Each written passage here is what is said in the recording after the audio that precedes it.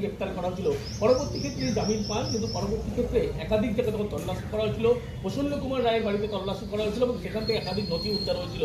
তার পরবর্তীতে এসএসসি নিয়োগ দুর্নীতি মামলায় তার নাম জড়ায় এবং এসএসসি নিয়োগ দুর্নীতি মামলার ক্ষেত্রে পরপর তাকে দুবার থেকে পাঠানো হয়েছিল। এই দুবারই তিনি গড়হাজির থাকার পরে এদিকে জানিয়েছিলেন অসুস্থ হয়েছে, তাকে বাড়িতে এসে ভিডিও কলের মাধ্যমে জিজ্ঞাসাবাদ করতে পারেন এবং তারপরে দেখা সরাসরি পার্থ চট্টোপাধ্যায়ের যে বাড়ি, সেই বাড়িতে এসে পৌঁছয়। এই যে নাগতলার বাড়ি, সেই নাগতলার পার্থ চট্টোপাধ্যায়ের বাড়ি, এই বাড়িতে পার্থ চট্টোপাধ্যায় রয়েছে এবং এখানে ইডি আধিকারিক তাকে জিজ্ঞাসা হয়েছিল এবং সেখানে চাকরির একাধিকভাবে চাকরির সেখানে প্রভাব দেখানো হয়েছিল। একাধিক বাড়িতে এসে তাকে জিজ্ঞাসাবাদ করা হচ্ছে। তার কারণ পাঁচজনের জিজ্ঞাসাবাদে এসএসসি নিয়োগ দুর্নীতির বাড়ি, সেই বাড়িতে ইতিমধ্যে এসে পৌঁছেছেন। তারা বলে যে 2022 সালে পার্থ চট্টোপাধ্যায়কে এই শিক্ষক নিয়োগ দুর্নীতি মামলার ক্ষেত্রে গ্রেপ্তার করা হয়েছিল।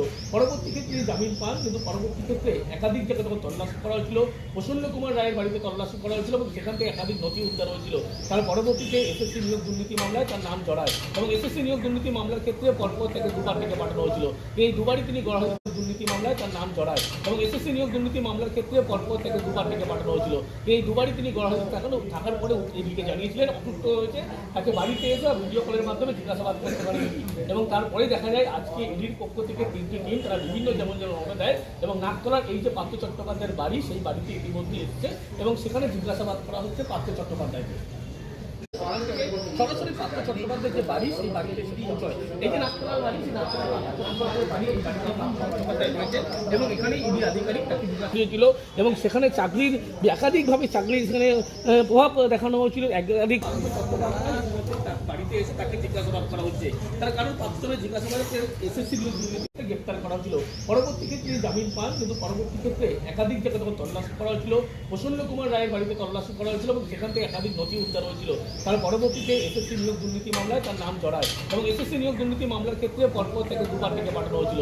এই দুবারই তিনি গড়হাজির থাকার পরে এদিকে জানিয়েছিলেন অসুস্থ হয়েছে, তাকে বাড়িতে এসে ভিডিও কলের মাধ্যমে জিজ্ঞাসাবাদ করতে পারেন এবং তারপরে দেখা বাড়ি, সেই বাড়িতে ইতিমধ্যে এসে পৌঁছেছেন। তারা বলে যে 2022 সালে পার্থ চট্টোপাধ্যায়কে এই শিক্ষক নিয়োগ দুর্নীতি মামলার ক্ষেত্রে গ্রেপ্তার করা হয়েছিল।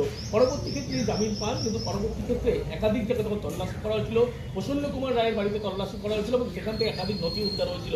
তার পরবর্তীতে এসএসসি নিয়োগ দুর্নীতি মামলায় তার নাম জড়ায় এবং এসএসসি নিয়োগ দুর্নীতি মামলার ক্ষেত্রে পরপর তাকে দুবার থেকে পাঠানো হয়েছিল। এই দুবারই তিনি গড়হাজির দুর্নীতি মামলায় তার নাম জড়ায় এবং এসএসসি নিয়োগ দুর্নীতি মামলার ক্ষেত্রে পরপর তাকে দুবার থেকে পাঠানো হয়েছিল। এই দুবারই তিনি গড়হাজির থাকার পরে এদিকে জানিয়েছিলেন অসুস্থ হয়েছে, তাকে বাড়িতে এসে ভিডিও কলের মাধ্যমে জিজ্ঞাসাবাদ করতে পারেন এবং তারপরে দেখা যায় আজকে ইডির পক্ষ থেকে 3টি টিম তারা বিভিন্ন যেমন রওনা দেয় এবং নাগতলার এই যে পার্থ চট্টোপাধ্যায়ের বাড়ি, সেই বাড়িতে ইতিমধ্যে এসেছে এবং সেখানে জিজ্ঞাসাবাদ করা হচ্ছে পার্থ চট্টোপাধ্যায়কে।